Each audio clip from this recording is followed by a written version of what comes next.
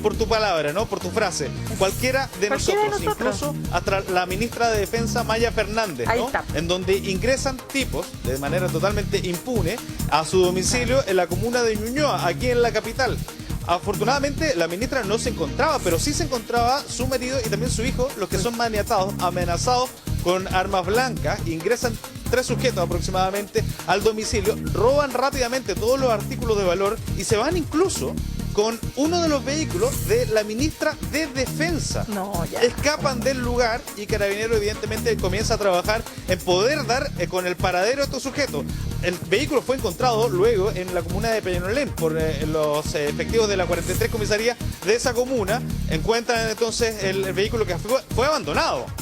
Pero claro, frente a esto, los periodistas nos preguntamos, bueno, ¿qué es lo que está pasando?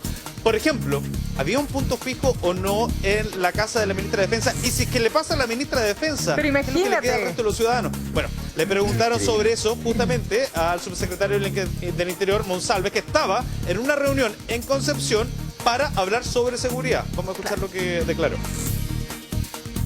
Tuve la posibilidad anoche de conversar con la ministra de Defensa. Efectivamente allí ocurrió un hecho delictual con el ingreso de delincuentes a su domicilio, el robo de especies, también de un vehículo. Y bueno, estamos muy preocupados de esa situación. Hoy día ese hecho se está investigando.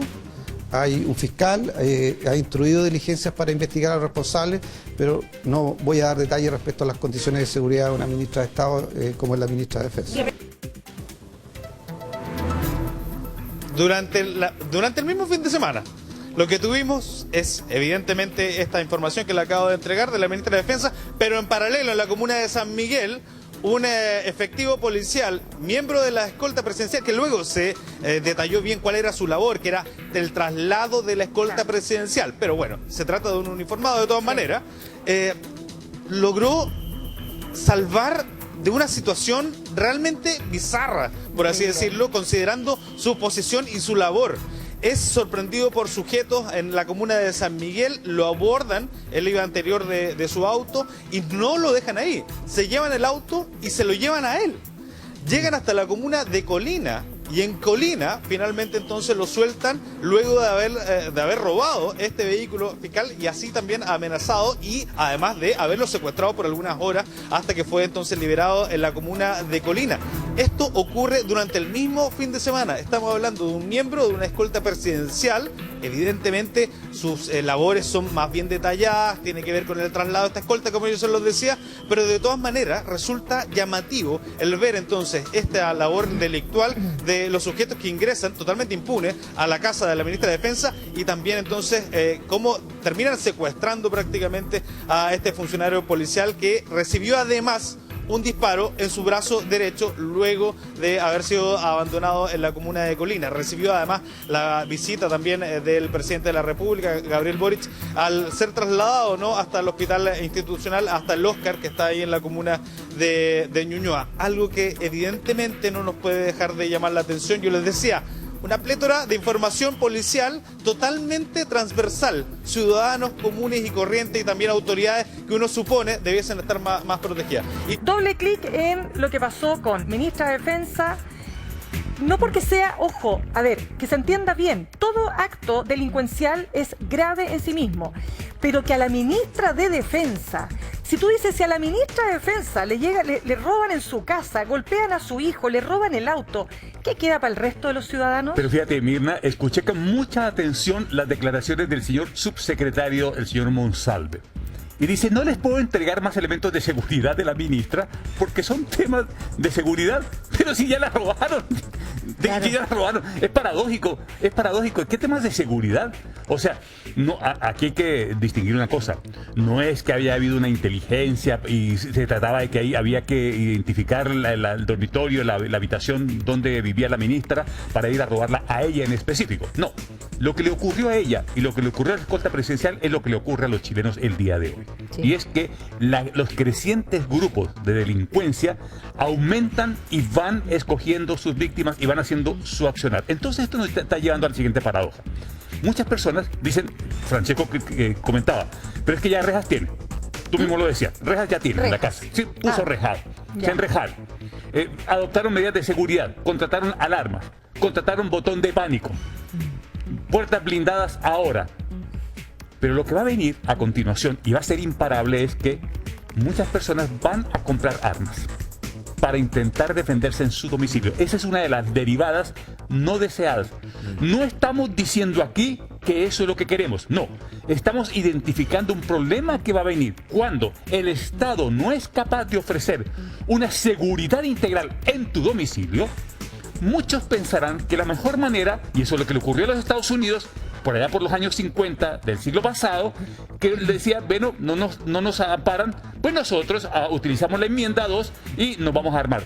Yo tengo la impresión que lo que van a hacer muchos hogares, ojalá que no sea así finalmente, pero es un enunciado que hago, es que muchas personas van a tener escopetas, pistolas y revólver, porque dicen, es la única manera, me defiendo yo mismo porque el Estado no me defiende. ¿Sabes que Sí, ese es el yo punto. escuchaba ese comentario, lamentablemente, no digo que esté creciendo ni que lo estén dando las encuestas todavía, pero sí el hecho de que el delincuente la tiene fácil porque yo no tengo con qué defenderme.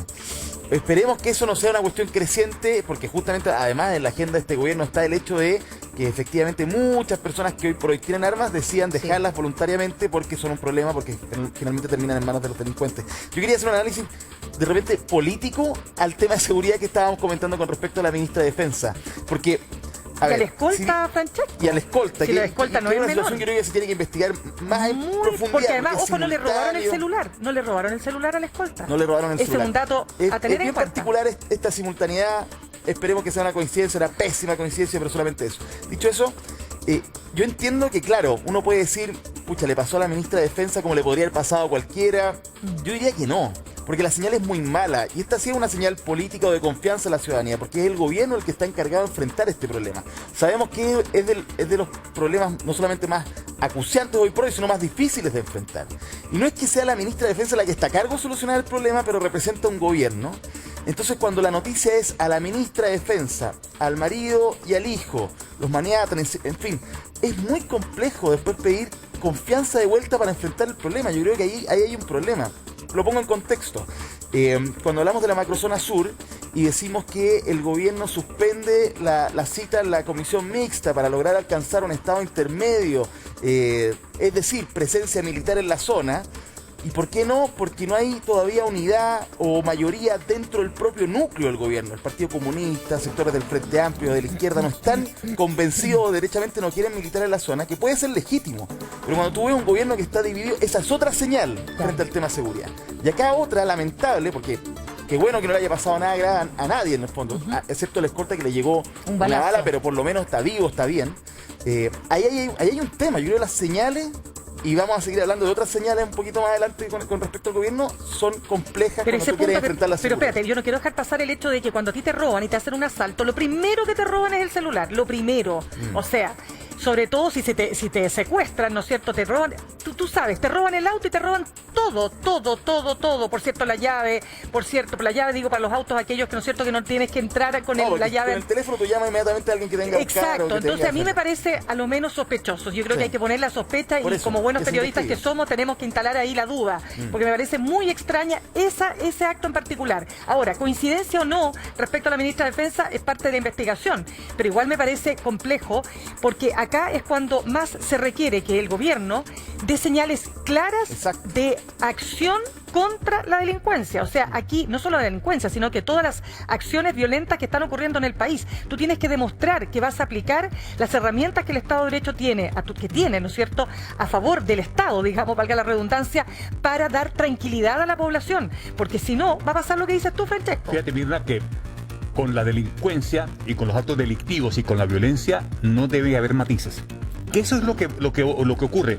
Cuando una sociedad matiza, ¿qué le ocurre? Ah, no, ¿a quién le pasó? No, a la señora Juanita. Bueno, la señora Juanita, pobrecita la señora Juanita.